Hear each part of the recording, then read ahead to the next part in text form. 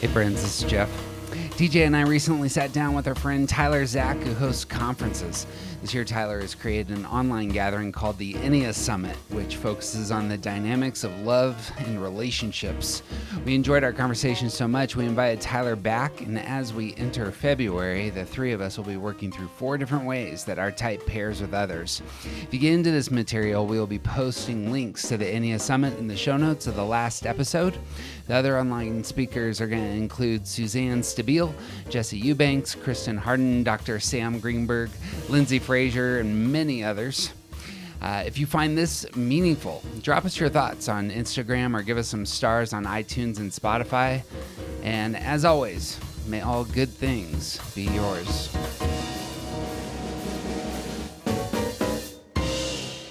I'm Jeff Cook. And I'm TJ Wilson. And this is Around the Circle. I'm walking slowly, I'm taking my time. All I could talking is starting to rhyme. I'm letting go of lonely, letting go of strife.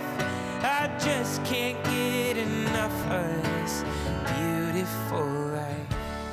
Well, welcome back to the Enneagram Summit. I'm here with Jeff Cook and TJ Wilson. They are the co-hosts of the popular Enneagram podcast called Around the Circle. They have 11,000 listeners and just surpassed 600,000 downloads. That's awesome, guys. They want to put much of their audio content into written form, and so they begun the work of creating a 5-volume book series. To let you know a little bit more about them, Jeff and TJ both live in Greeley, Colorado.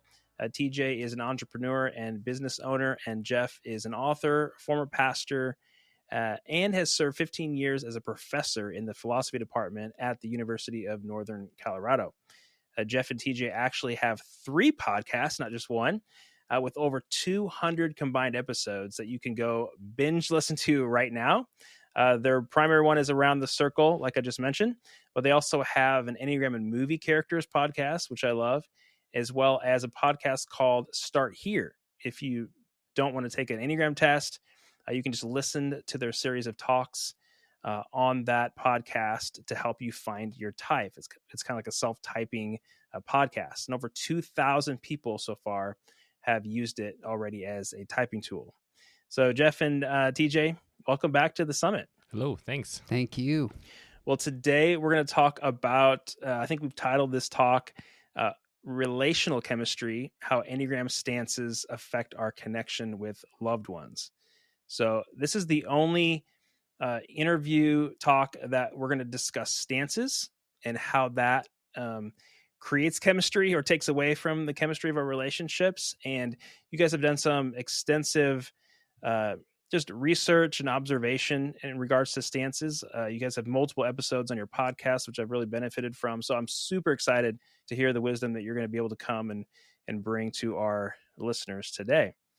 So is there anything that you want to say in preface to this conversation? I think we should definitely start this. Like, if we're talking about relationships, we should definitely start with the one rule, which is don't type other people. So, like, if you were really into the Enneagram and you're trying to figure out your partner's type, you can guess, but you can't assign. Like, try to, encourage them to figure out what their type is, because you're never supposed to type other people. Don't type other people.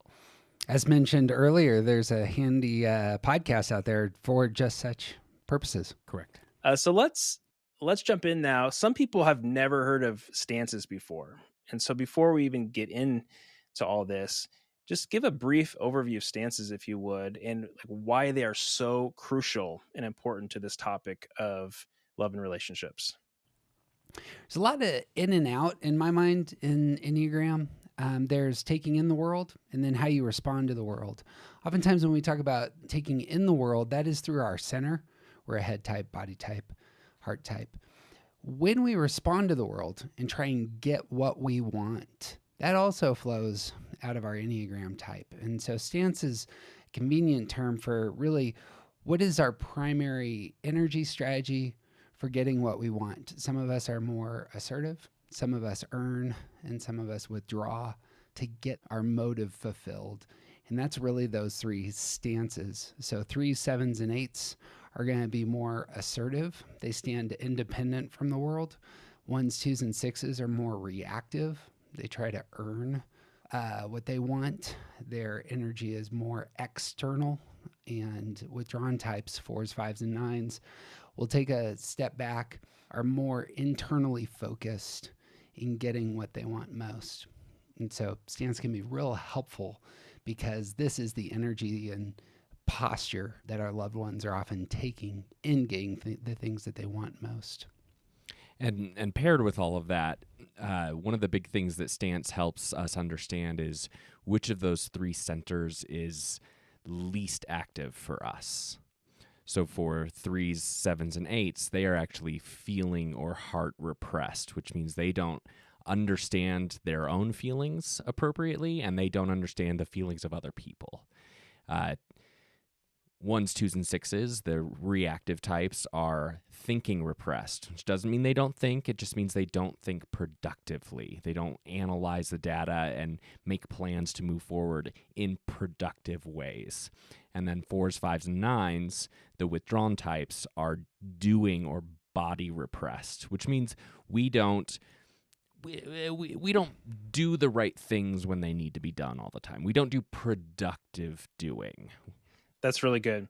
And if you're offended by anything TJ just said, just know that much of this are things that Suzanne Stabile has worked on for years too. So you have to take that up with her as well. TJ the 9 would love your confrontational email sent to him. I have really strong spam filters, so it's fine. Send me an email. So there's the body, the heart, and the head centers is what you're saying, and that's how we take in the world. So I'm in the heart. I'm a 3. I'm in the heart center, and so I'm going to be taking the world in through my heart or my feelings. I'm going to be using those to take things in. But I also, a 3, 7, and 8 that you said are an assertive stance. So I'm in the assertive stance, and so that's how I'm going to get what I want in the world, is by being assertive and kind of going after what I want. And then you said, TJ, that each of those are repressed in some way. So I'm feeling repressed. And so that's going to affect the chemistry in my relationship as well, knowing which one I'm repressed in. Absolutely. So a lot of pieces here that can give us a lot of knowledge about our relationships. For those in the center, the 3, 6, 9 are in the center of each sort of primary intelligence center. The way that we like to think about it is that these types take in the world to their primary center, but they don't engage the world from their primary center. So you use feelings to take in everything, but you don't. You sort of set them aside to move forward, to engage. In the same way, I take in, as a 9, I take in everything through my body, through my intuitions, but I don't engage from that same place. And same thing for 6s with the head. Okay, so take in things with their head, but have a hard time, like 6s have a hard time engaging with productive thinking. Correct. Okay, that's really helpful. I'm learning a lot already. Okay, so let's talk about the combinations then. So assertive types, 3s, 7s, and 8s, relating to compliant types. So those would be the 1s, 2s, and 6s. And actually, before we do that, can you explain a little bit about what you mean by compliant types earning? Because I think that'll really help fill in some details. Because I've heard people talk about the compliant types, 1, 2s, and 6s, as sort of being compliant, of moving with people in the world. But what do you mean by earning? 1s, 2s, and 6s, energy is going externally. They are getting feedback from the world around them and reacting to it. Each of these types want to be good, want to be, in essence, have a rule-following quality to them. 1s want control, 2s want attention, and 6s want to feel secure. And in order to get those 3 things, they earn from the tribe, or perhaps 1s can seek to just be good enough, and that might be earning things in their own mind and heart. But that external posture of getting feedback from the world is a primary, whereas the other 2 sets can be more independent or more internally focused. Okay. You're the first ones that I've heard talk about that when I've listened to podcasts on stances. And so I think that's really helpful to know that part of the reason they're compliant is to kind of earn some autonomy, or earn the ability for other people to stand up for them. If you're a 6, for your wolf pack to stand up for you and defend you at times, that's really helpful. 2s and 6s in particular are going to really comply with what they perceive as the needs of others. The word compliant has been used for this set and applied to 1s as 1s are compliant to the demands of their super ego. That can also be the case for 2s and 6s. I myself am not a fan of the word compliant. I don't think it does enough to describe 1s, 2s, and 6s. I think reactive earners is a much better way of describing these 3 and the energy going on. They're externally referenced. They are reading the room. Here's to jump into our conversation. If you're an assertive type, it's often the case that reactive types will be reacting to your assertive energy. And so the energy will be coming at them, and they'll be doing some judo moves to try and get their own feel in the world. So I'm a reactive type. When I engage 4s, 5s, and 9s who are withdrawn, most of the energy is actually coming from me. I'm intuiting their withdrawn posture, and I'm moving toward them because I'm reacting to their withdrawnness. And that's often how 1s, 2s, and 6s navigate the world, is having that kind of radar and responding. And so I put a lot of assertive energy out there, and my wife, as a 6 in the compliant type or compliant stance, she reacts by doubting my plans and with lots of concerns. So is that kind of one of the dynamics you're talking about? Yep. Oh yeah, absolutely. If you weren't putting out plans, she would have nothing to respond to. Yeah. So yeah, her energy would be going somewhere else. That's good. But I think about a lot of leadership positions in organizations. You have a lot of assertive types in the top spot, and you have a lot of reactive types in the number 2 spot.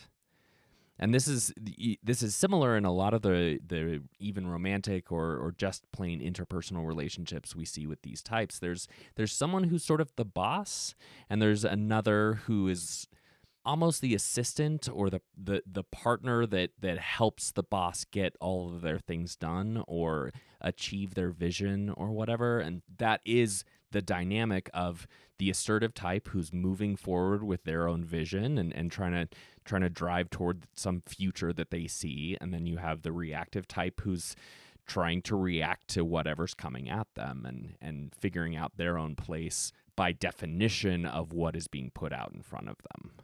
Yeah, it makes a lot of sense. So, I remember Ian Cron saying that he's talked with some 7s in Silicon Valley that were very entrepreneurial, like 3, 7s, and 8s. Mm-hmm. All of us are very entrepreneurial, and we can start things and have a vision.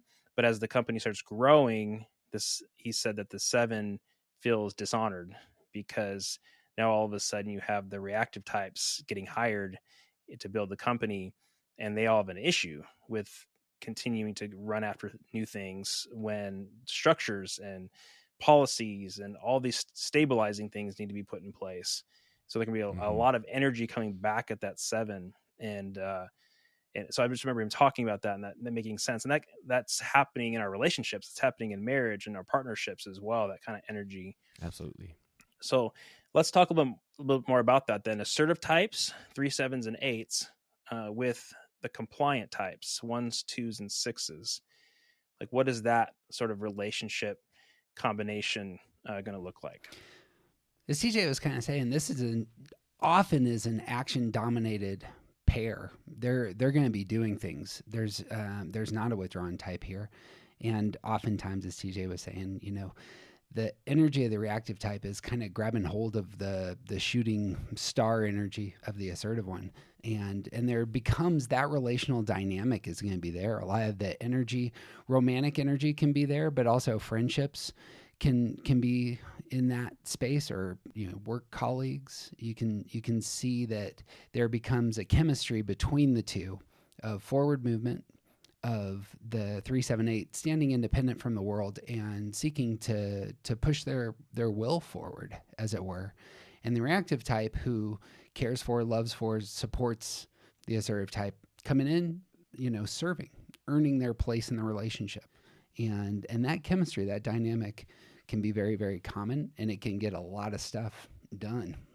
And somewhat on the more, let's say, unhealthy or less positive side, like assertive types that are in a poor relationship with, or a struggling relationship with reactive types, assertives can feel like that is a tether, that's something holding them back from reaching the goals that they are trying to accomplish.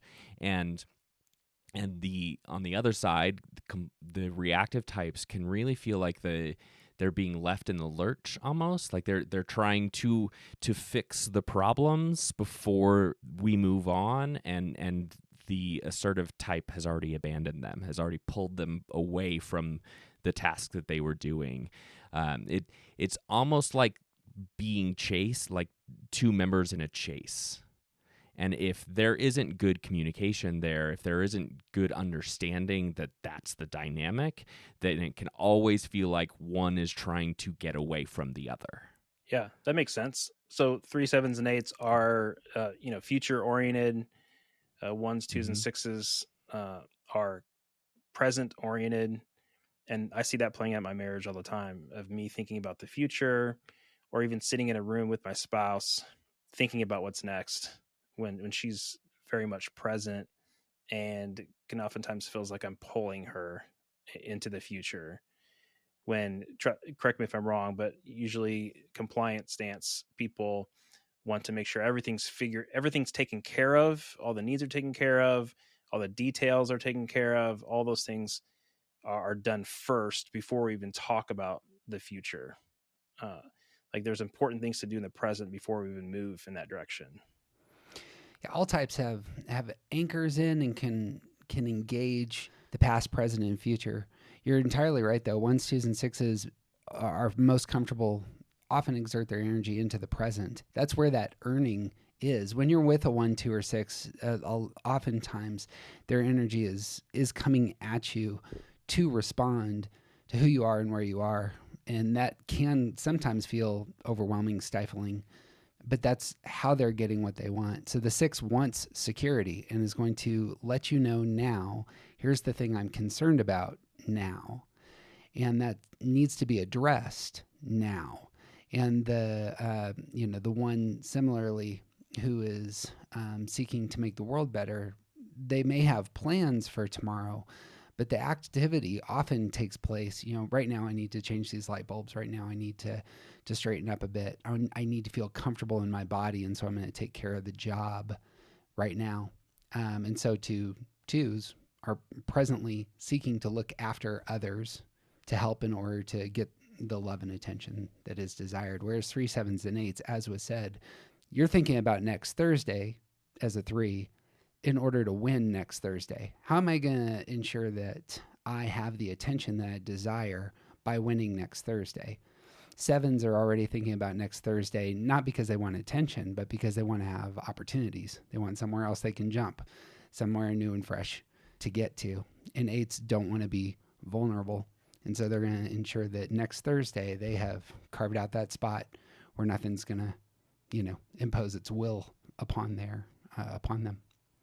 That dynamic then creates conversations. My wife, who's a 3, routinely telling me what's going on next Thursday. And I'm like, I'll get around to it. I have a calendar. But reminding me of, by the way, this is what we're doing in 5 hours. And I'm like, oh yeah, yep, I'm on it. Common conversation, common part of the dynamic in our home. That's so good. Any other thoughts before we move on to another combination? I do want to mention a little bit about that repressed center issue, because 3, 7s, and 8s are usually fast thinkers. They're quick, and they're on to the next thing. And then 1s, 2s, and 6s are not fast thinkers. They need to talk about everything out loud. They need to put things out there to have someone respond to it so that they can see their thoughts on another person or on page or whatever. They need to have it external so that they can respond to it. And it can often feel like in the same way that activity and the motion is part of the dynamic of this relationship, it can often feel like aggressive, assertive types are moving on too quickly for the reactive types, and it can often feel like for those aggressive types that the reactive types aren't going through the things that they're spending too much time on their thoughts. Like why do we need to have a conversation about this? Why don't we just do the thing that I just told you about? And a lot of that has to do with the feeling repression in the 3, 7s, and 8s, because they don't understand the impact that their behavior, that their actions, that their decisions have on other people. And usually they kind of feel like they can change the world according to how they see it. So this is my plan. Why aren't you just coming with me? Why aren't you on board for the I've already thought about all the details, like let's just go. The feeling repression there can really have an impact on the reactive types, and the thinking repression can really have an impact on the aggressive types. That's really good. Yeah, I think for the assertive types, and hey, we have all 3 stances represented in this trio right here, but just the present or past feels like quicksand. Yeah. Like if I stay here too long, we'll sink. And you're exactly right. I'm a slow internal processor as a kind of self-pressed 3, wing 4. So I'm not I wouldn't consider myself a quick thinker, but I get really impatient when my wife wants to throw up the yellow flag and say, hey, this is a problem. I'm really concerned about this. My immediate thought is, yeah, let's do something about it.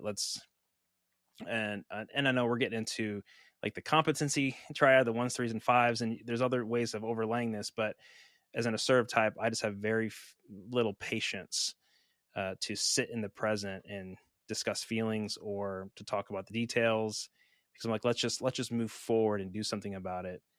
And the metaphor that comes to mind is, if we're building a skyscraper and someone comes to me and says, well, we got to figure all these safety protocols out first. I'm like, well, no, let's just build it, because we need to get it done. And that's why talk about these things when we can just go and build the building. And then, a year later, the whole building falls and crashes. And that's when 3, 7s, and 8s are like, oh, I guess my spouse was right.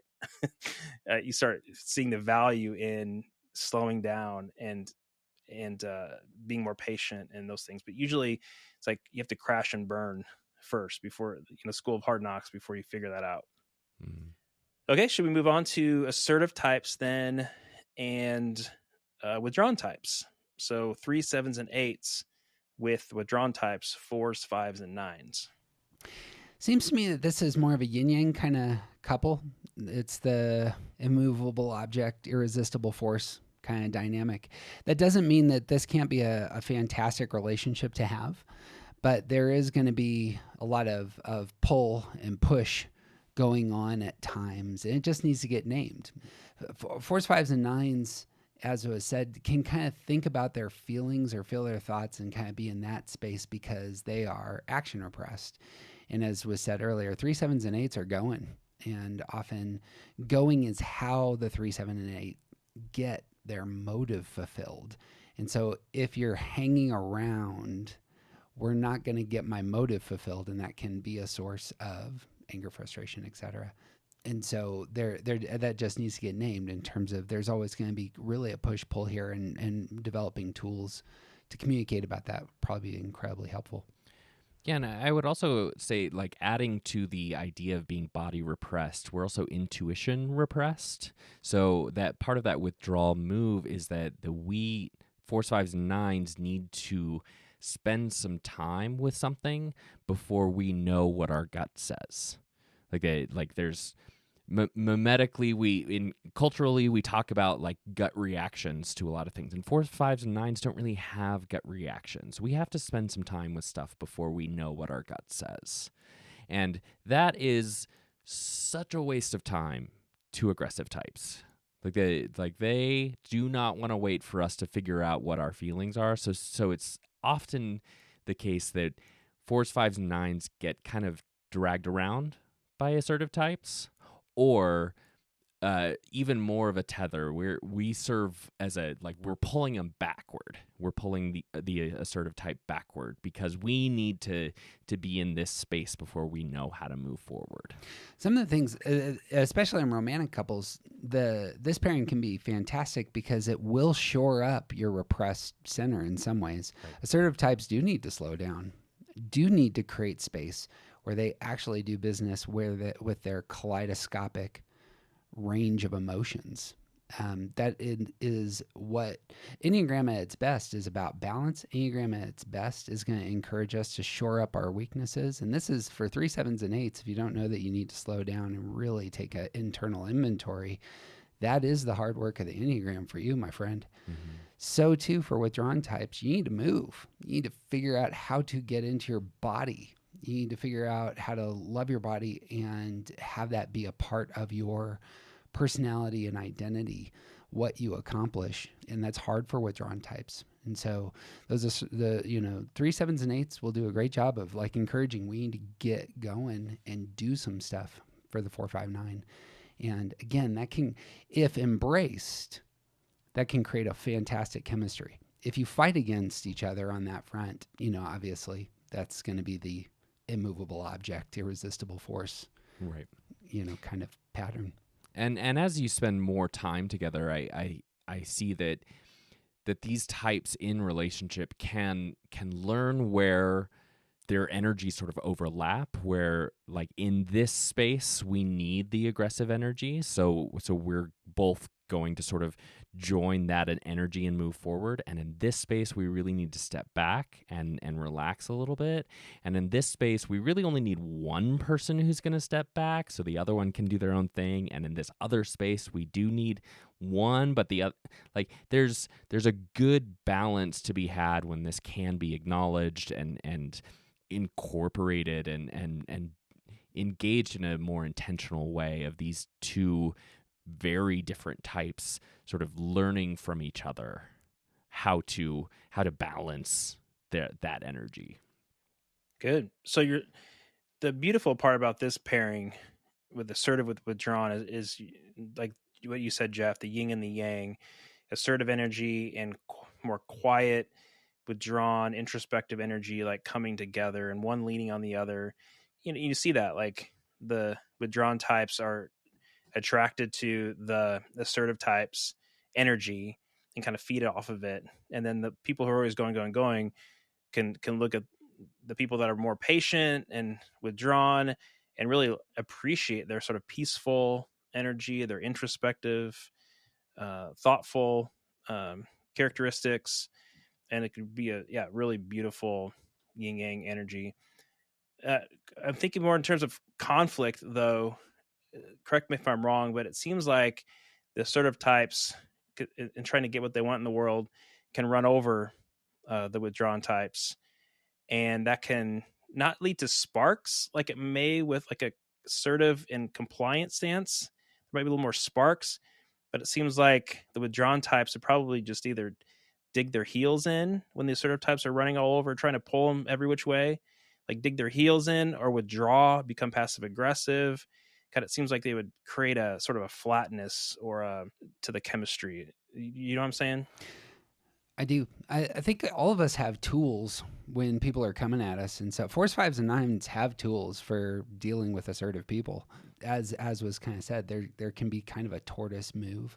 Mm-hmm. There can be a stubbornness that can be part of 4s, 5s, and 9s in terms of how they react to those sorts of relational moves. The great thing about these two stances is that they both have kind of an independent streak. They can go into their own rooms and be just fine with that. Reactive types have a hard time with that, but I think 3, 7s, and 8s stand independent from the world and can often do things themselves without you.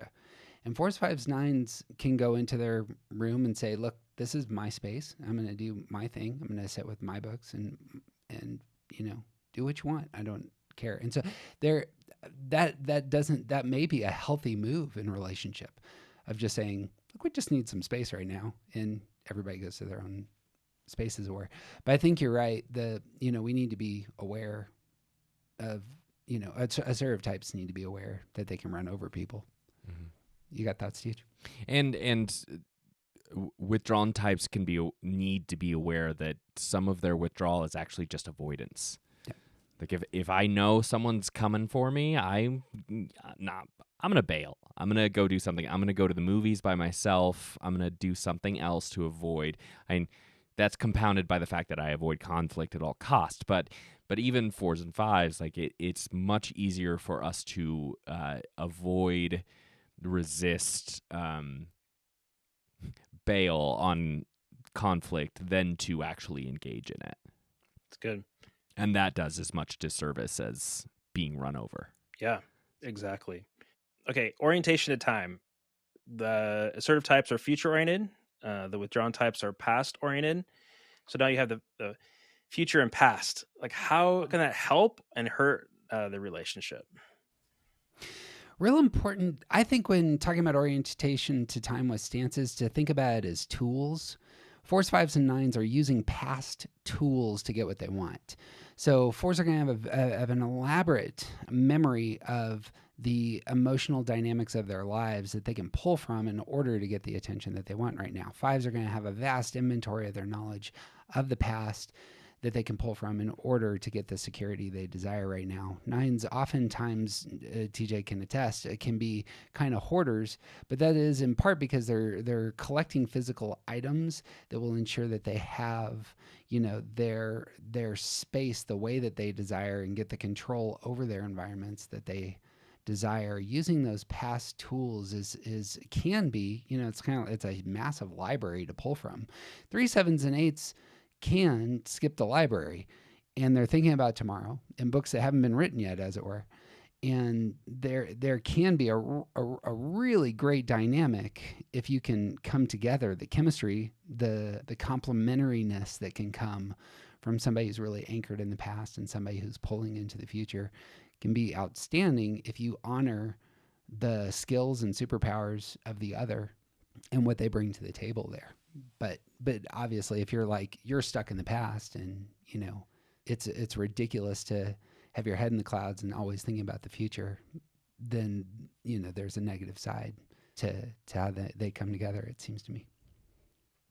Yeah, I think at our best, like there's a place for, like, the space in the middle of future and past is the present. And when these two types come together, when these two orientations to time come together, they can easily meet in the present if they're trying to. Because withdrawn types bringing the information that they have to the assertive types' plans, now we can say, okay, what are your plans and what do we already know does and doesn't work? What do we need to accomplish now to get to the plans based on what we've already tried? What we know that we're capable of? What obstacles we know that we might face based on this information that I already have? Like there's a way that these two very conveniently meet in that middle presence place. It's so good. Beth McCord was coaching me live on her podcast and about parenting issues I was having. It's sort of like a listen in to her coaching me about real issues in my life. And she kept asking me to look back. And I was like, no, it's okay. And she kept pulling me to look backward at my past to see how things have played out. And I just noticed for assertive types, there's a resistance to doing that. And so I'm really grateful for those people who have tried to get me to reflect more and go into the past. And I just remember my 20s and 30s. I did not want to look at history. I didn't want to look at things that were done decades ago or centuries ago, because it just seems like, okay, anything that we've come up with now is got to be better than what we did in the past, because the future is better and we keep getting better. And then I realized, no, we can keep getting dumber. We can keep, and in fact, history just repeats itself. Exactly. And we're just doing the same things over and over again, the problems. So getting context and looking back at history, I just, binge watched multiple YouTube channels on how religions got started from 10,000 BC, and I've never been interested in that stuff in my life, but I'm gaining a greater appreciation for the past to see kind of how we got here so we don't make the same mistakes. But it's taken me many, many, many years. And I really think of like, I can think of Beth McCord, who's an Enneagram 9. I think of, there's some really good therapists who are type 4s, and they really do a good job of in counseling sessions, coaching sessions to help you like look at your past. Mm-hmm. And we need that. And when I look at you, TJ, as a 9, I think future. I'm like, man, you are a wise dude when it comes to Enneagram, and I love listening to you. And man, where's this going to take you? And I just have a posture of like wanting to encourage you to move towards the future. And I think a lot of assertive types feel that when they get around people is they think future, and that can be really good for the withdrawn types. So. Yeah, because I have no idea where this is going. I'm in a boat and I'm on a river, but I have no idea where that river is going to take me. Yeah. So luckily I have someone that I'm with that's like, okay, we actually have to row some. So yeah, you guys are a great pairing. Okay, let's do withdrawn types and compliant types. So 4, 5s, and 9s in relationship with the compliant types, 1s, 2s, and 6s. Seems to me that this is the type of pairing. So TJ and I are this sort of pairing where they persist over time when they're in relationship. Often they're not just knocking things out. It's not like lots of check marks, but there might be a very thoughtful thing that is accomplished over time that is beautiful and wonderful and and worth embracing. It seems to me that I'm trying to think of an example. Your podcast? Yeah. I suppose that would be case in point. Neither TJ or I are feeling repressed. And so we're talking about emotions and working through those as part of the dynamic of our relationship. When something breaks, it's harder for us to get up, get moving, get over the obstacle. But there can be a real valuable dynamic there of being in the moment, using the tools that, as we've been talking about, orientation and time, using the tools of the past to say, what are we doing now? And that's what we got. This is also represented by me and my spouse. My partner is a 6, and like we said before we really dived into this, like there's an energy that, like, if reactive types are responding to the energy of their partner, then they are going to probably be the ones driving in a relationship with a withdrawn type. And withdrawn types are typically okay with that because the responsive type isn't driving over them. The reactiveness, the external focus means that there's real partnership, there's real consideration there. And I have no reason to believe that my reactive types won't listen to me when I bring something up, whereas I carry that sort of skepticism with me with assertive types. Noted. Yep. Yeah. So there is like really interesting balance of energy there because it's like a softer version of pulling us withdrawn types forward, and a softer version of sort of like calm down a little bit. You don't need to worry about that thing now with the compliant types. To build on that, the thing that hits me is I in my experience and what I see, I think withdrawn types are often the ones who are leading. Their energy is that which the reactive type are reacting to, except for when it comes to the motive of the reactive type. And so you'll see so I'm thinking of a pairing that's a 9-2. They are pretty lax until it comes to relationships. And in relationships, the energy of the two flames up a little bit. With TJ's relationship, the security seeking of his spouse who's a 6 asserts itself. And so that needs to be addressed. And that'll be part of the dynamic. But otherwise, everything's copacetic and we're fine. And with me and TJ, there would be, I have a handful of things I want to physically accomplish, and that is part of our relationship. Otherwise, we generally are, even keel And so whatever the motive is of the reactive type, I bet you is going to assert itself. But the withdrawn type, I often see, I suppose this, and it's going to differ from person to person, but I often see withdrawn types, their energy is what leads that relationship. And I think to that point where there might be more sort of sparks, you were saying, with assertive types. I think with reactive types, the kind of complications that can come in can be much more severe. Mm-hmm. Because like with assertive types, they're going to go. And when there is conflict, when there is like the assertive types are in charge of their own life and they're moving forward regardless. Mm-hmm.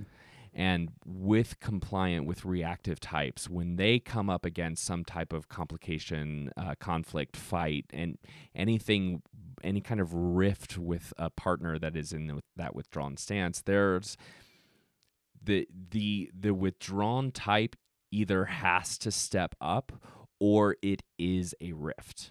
Like it is a significant problem. Mm.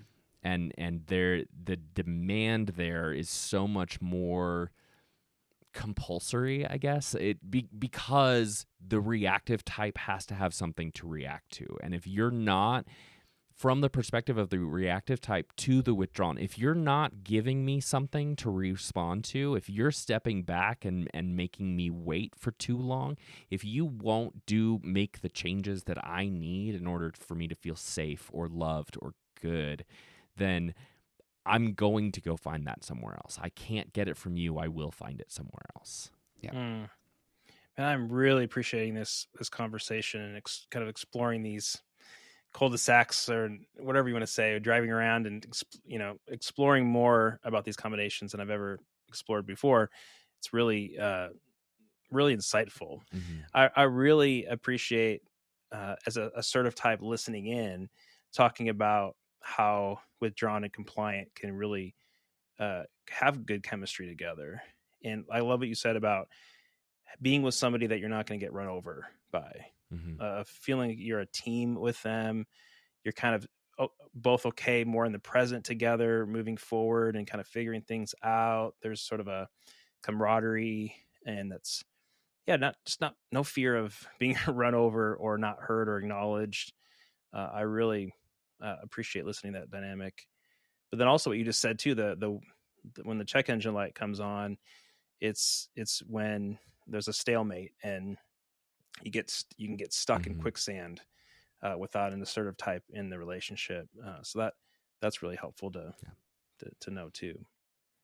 Anything else about this combination, compliant and withdrawn, before we kind of talk about assertive and the different stances with each other? I did want to mention one more thing about the withdrawn and reactive or compliant. I think this is a slower relationship just in general, but it might be a more solid one. Like thinking about the relationships I have with my assertive friends, they're bigger and they're faster, but the relationships that I have with my reactive friends are usually more solid. There's less going on with us, but it's usually there's a better foundation underneath us. And if we do come to those conflict places, it's more likely that we will try harder to deal with that conflict.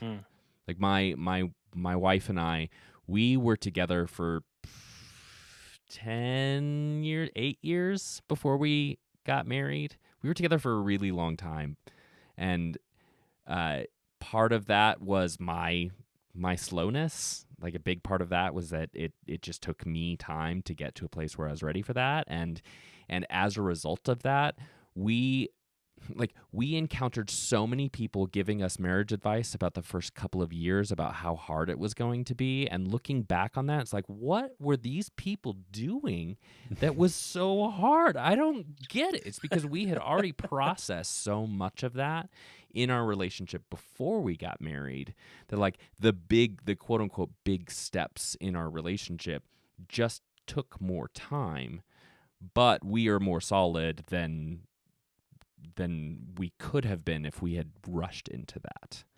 You said you and your partner are six, a 9 and a 6. I see a lot of 9-6 relationships. Yeah. And my wife's a 6 and has 9 friend, a type 1 friend, and she's had those for life. Very solid and steady relationships. So yeah, like that. Okay, let's move on to assertive and assertive. They probably won't have any issues in their first year of marriage, right? That's right. There's a lot of energy here. We're talking about just the combination assertive, withdrawn, and reactive. The thing, the biggest bit of wisdom is you're doubling down on your repressed center. Yep. So 2 assertive types, you have 2 people who are feeling repressed. That can be fantastic on some fronts, and it can really lead to a crash on another front. So to 2 withdrawn types, you're going to have 2 action repressed folks, and there can be a situation where you're making excuses for one another's inactivity. There's like double no movement, as it were. And with 2 reactive types, the unfortunate thing with 2 reactive types is oftentimes it's like you're staring at a chessboard waiting for the other person to go, because you're waiting to react to what they're going to do. But what you're intuiting or experiencing with the other reactive person is them reading you and you're reading them. And so I've routinely found this recently, is that I'll walk away from a conversation. I'm like, why do I not connect with this person? We've worked in the same building for so many years together, and we just never do much together. Well, it's because they're a reactive type, and both of us are just reading the energy of the other. And it can lead to that kind of strange dynamic. So unless reactive types, unless you are achieving something together, unless there's like a third something that creates something different, then if it's just you 2 in a room, that can be tricky. So it's just worth noting the repressed. I suppose with the reactive types, they're both thinking repressed, and so there may be a ton of verbal processing going on between the 2 as well. But potentially without any actual processing happening. Yeah. Because they're just speaking they're essentially creating walls of thought that are keeping them separate from each other. Right. Man, this is good. I noticed that assertive types oftentimes get propped up as like the ideal couple. Because you got like a 3 and a 7. You got like assertive types that are like, man, they're out there killing it, but it doesn't necessarily mean that they're going to be actually paying attention to feelings and cultivating a healthy relationship when people aren't watching. This can look like a power couple from the outside of getting things done, doing crazy things together. The assertive as a pairing, like that can be a rocket, and it can go straight to the moon. Like that pair can accomplish a lot. But also sometimes rockets explode, and sometimes when rockets explode, it kills people that had nothing to do with the rocket. Like the damage that can be done by 2 assertive types together, like even if they're going to the same place, the damage left in their wake can be significant. The damage that they do to each other can be significant because they won't even realize it's happening while it's happening. Another thing worth saying here is that we've been calling them assertive aggressive types, but really they're also independent. It's really uncommon, I think, for like a 7 and an 8 who are married to actually commit to doing the same thing together over the long haul. Yeah. That doesn't happen very often. They probably go and they dominate the spheres that they want to dominate over there and over there. We'll get back together for dinner later. The power couples are the reactive types and the assertive types, because then there's a complementariness in which the engine gets going, where there's detail orientedness and the energy to move. But with 2 assertive types, it ends up being, I think there's more of that dynamic. It's like you do your thing over here, I do my thing over here. We get together for drinks at 12. Probably need like a mentor or coach or somebody from the outside to help be the break for them. They probably need to rely on mentors or coaches to be the break, because they're probably not going to be the break for each other. Both 3s and 8s are going to have a very strong, a worthwhile stress move. into moving into withdrawn space when they need to break. 7s are going to try and fix things at 1. You elevating the high side of your stress number may be a good encouragement, especially when you're relationally thinking. That the two of us could be going. You just have to know that, especially with assertive types, they often will go, crash, and figuring out ways to know that the crash may be coming. So how do you live wisely so that doesn't happen? It's a worthy conversation topic for those types. Good points. Okay, let's talk about withdrawn and withdrawn. You want to take that, Teach? It's nap time.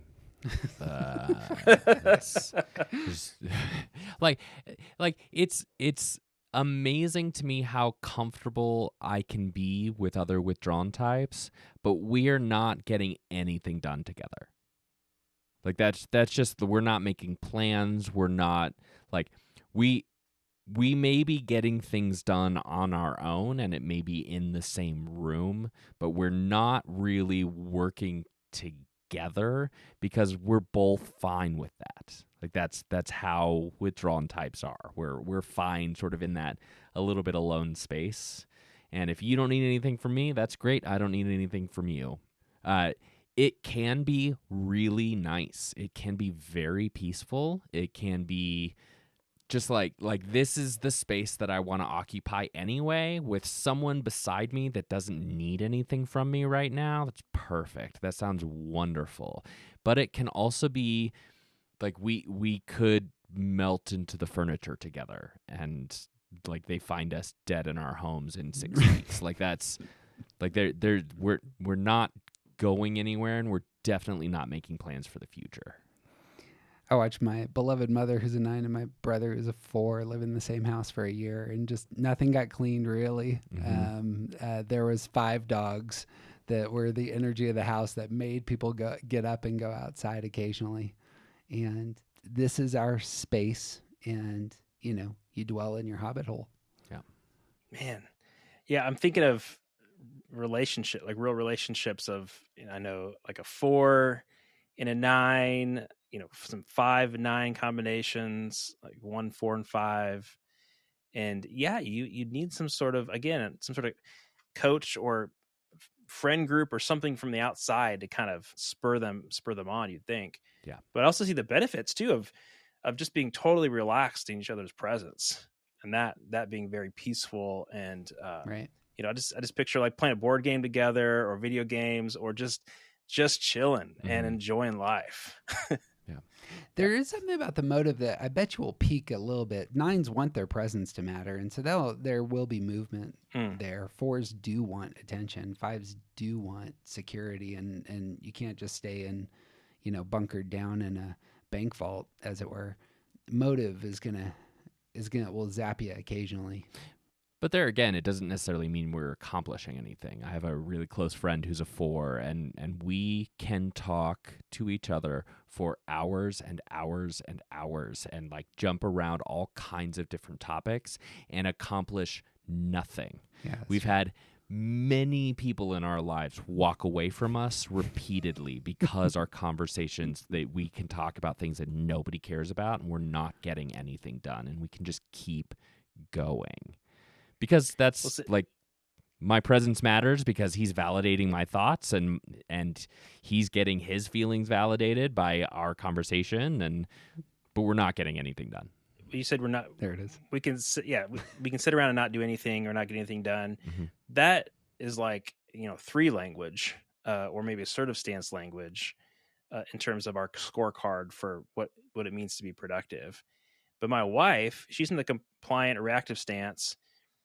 So not in the withdrawn stance, but she would say that is very productive to sit around like you did with your friend for hours and talk about all kinds of conversational topics. Like my wife would die to have more of that from me as an assertive type. Like that would be a productive marriage in her eyes if we played a board game for 4 hours straight, or did a puzzle together for 4 hours. Like, so I just want to, I'm just saying that by means of encouragement, that even though it feels like to some people that's not doing anything, that's enjoying relationships.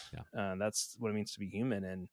And I need to have that vision of productivity, if that makes sense. Not to completely poo-poo what you just said, but we come back to the thought of balance. Come on, confront me, TJ. Because my 6th wife hates these conversations. She is the first one to walk away when me and this friend get together because she doesn't care about literally anything that we're talking about. And so like that same kind of thing, like if you fall too far in one direction, it's a problem. But if you fall too far in the other direction, it's still a problem. So I love that confrontive energy, TJ. Just keep that coming. Okay. Any more to say on the withdrawn, or should we go to reactive and reactive? No. My father and I are both ones, and so I like grew up with the reactive energy, and dated a woman for 3 years who was also a reactive type, and so I'm really familiar with that kind of energy. And again, it's the chessboard and just waiting for the other person to play. So, like, I'm waiting for my dad to call, and he's waiting for me to call, and there's a lot of energy there, and it's but we're trying to read one another, and it's also the case, as was said earlier, the thinking repression is really going to color a lot of this relationship.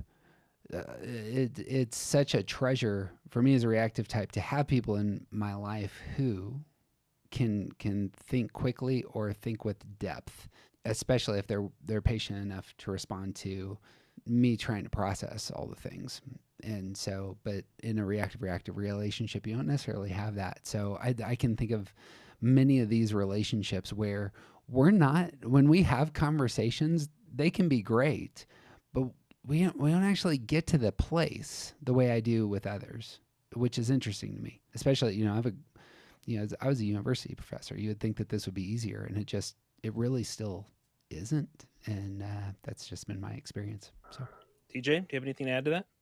The verbal processing, the externally focused, like all of the stuff, that it's just such an interesting dynamic. And twos in that pairing, like if it's a 2, that might help a little bit because 2s are all about relationships. So they will spill their whole guts to you in order to bond. Whereas 1s and 6s, like there's a little bit more of like playing by the rules kind of energy. But it's still the case that these types are always like, it's almost like dancing with nobody leading. Like they want the other partner to lead, and if there is going to be any success romantically or in work or whatever else, like there has to be times when both sides pick that up. Like there has to be intentional decisions that, okay, today I'm going to be the leader. Tomorrow I'm not. You have to do it tomorrow, but today I will be the one in charge. And that sort of like making sure that you understand that you are doing the same thing I am, so we have to figure out how to do it together. Like that dynamic it can be so sort of hilariously stagnating. Like one of my favorite stories about Jeff is the first time he sort of really interacted with my wife, like long time ago when she was just my girlfriend. She gave him a ride home, and like it was just the most, like both of them sitting there in awkwardness trying to figure out what to say to each other. And like this is one of my best friends and someone that I'm very, very close to romantically, and they can't have a conversation, not because they don't have similar interests, but because they're both reactive types. Yeah. So you have to figure out, like, somebody's got to drive today. Somebody has to. Very strange phenomena on this front. The one place where this can be different is I see a lot of reactive types who are couples in nonprofit work together, or sometimes in corporate spaces, or teachers. I've seen a handful of teachers who, and in those situations, the job creates the energy. Mm-hmm. We're talking about what we're doing to serve these other people. And then the ball starts to really move forward in terms of conversation. But they're probably connecting over work. They're probably connecting over how they're earning the thing that they want most from the world. That's interesting. Like my wife never like dated any ones, but she has a lot of one friends as a 6, and they have some good chemistry with each other, because like the one is, especially like the self-pres one, it's like, man, things are not right. and then the 6 is like, yes, there are troubling things out there, and they kind of connect on this thing, things aren't right with the world kind of level. Mm-hmm. On exactly that front, the one anomaly is that ones process with action, and so ones can be the instigator of movement on exactly these sorts of fronts. So the ones can kind of upset the theory that I'm kind of pitching here. But if that happens, the 6 needs to get on board with what the one's doing. They need to find that the one's going to create a stable environment for them to feel secure, feel safe, and then they're invested. But they're going to have to go in on whatever the one is up to. And then the one's ambition is the source of energy. And I bet you nearly 98% of their conversations are going to center on what we're doing together over here to make the world better. Mm-hmm. And the 6 sees all of those things as like, yes, the world does need to be made better. What can we do? Yeah, right. Mm-hmm. I really appreciate you guys talking about that whole reactive energy, like waiting for something to happen and then sort of reacting to it. Because I've never thought about that in terms of 1, 2s, and 6s. That's really helpful to know as I counsel other people or in my relationships. Much better than compliant. Yeah. Well, what are the harmonic groups, like the 4s, 6s, and 8s? I just ended up talking with Krista Harden about that.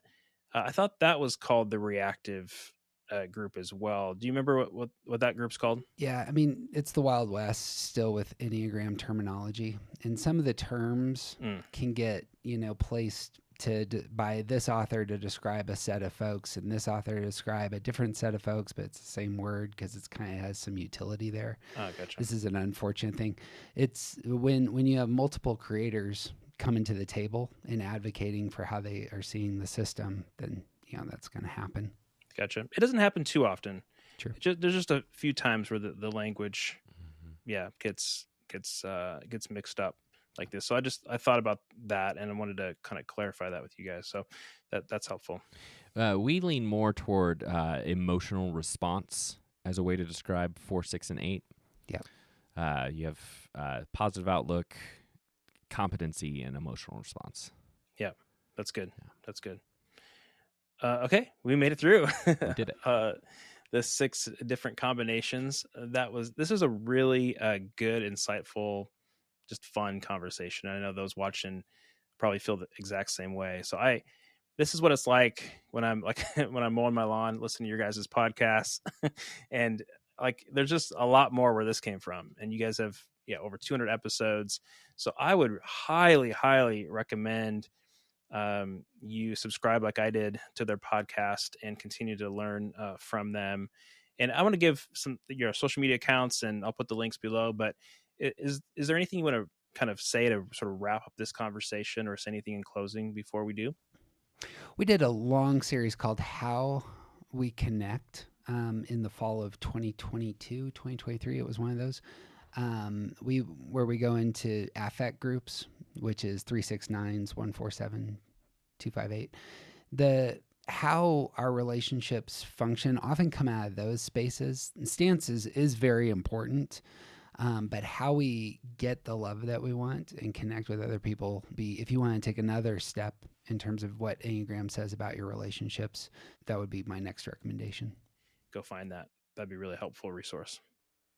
TJ, any last thoughts? Yeah, I wanted to double down on the don't type other people. Like if you are working on issues in your relationship, you have to work on it together. And if your partner is not interested in the Enneagram, then you might want to find other tools.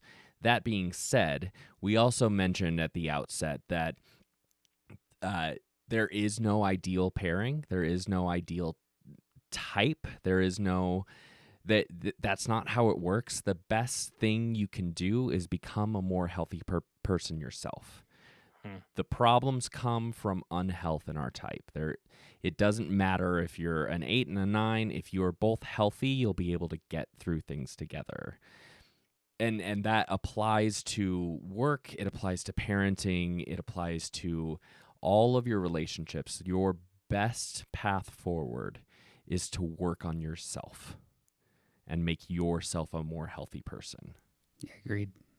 That's good, TJ. I guess I got one last thing, if I may, just piggyback on that. There's a fantastic resource from the Enneagram Institute, which does a pairing of all the specific numbers. So if you do know the type, if somebody in your life has typed themselves, actually, I think if you just type into the Google machine like Enneagram 4 and 8, I think the combinations are what pop up first. But if you can find the Enneagram Institute and their pairings of each of the types, they do a great job of saying, here's the dynamics of all of the pairings. I think is it 54 different possible pairings? Something like that. Sure. But they have that number of pairings, really worth going to. Yeah, it's good. Yeah, there's some, Dr. Daniels has combination pairings on his website. That's free. It's really helpful. And yeah, you're right. The Enneagram Institute. Kristen Harden, who I mentioned her book, The Enneagram in Marriage, that has all the combinations in the back. And then Steph Barron Hall, who's also on the summit, I have her book, Enneagram in Love, and those have all of the relationship combinations. Just a few other places to find those. But yeah, very helpful. Boom. No, I just appreciate you guys and all the work that you're doing, and I can't wait for your book volume, your volume series to come out. I will definitely get that because I've learned so much from you guys just listening to you. And again, you can go to aroundthecircle.org. I'll also put the link to their Apple podcasts, Around the Circle, their Spotify link, their Start Here, kind of to help you type yourself, sort of a self-typing guide. I'll put the link below for that podcast. And then you guys have a monthly get-together online with some of the followers of your podcast. Is that right? Mm-hmm. We do, yeah. We do a once-a-month Zoom, and then we do a once-a-month in person. And so if you're interested in either of those, we'd love to have you. We generally just pick a topic, go around the circle. It's mostly me bantering with the 3 2s that show up, and then the 3 3s that show up, and the 1 4 that shows up. It's that sort of dynamic. I love that. Well, it's been an honor to have you guys on the summit. And as a reminder to those watching, make sure to go back and watch all the other amazing speakers in the lineup today. You can watch all of them for the next 24 hours. But the good news is you can get the All Access Pass, which will give you sort of lifetime access to all these interviews, the videos, audio files, and transcripts. You can get a transcript of this conversation. So make sure to go check that out. And thanks for tuning in. Remember, stay curious, keep learning, keep growing, and make sure to put into action all the things that you just learned from Jeff and TJ to transform yourself and your relationships. And we'll see you in the next interview. It's always great talking to you, Tyler.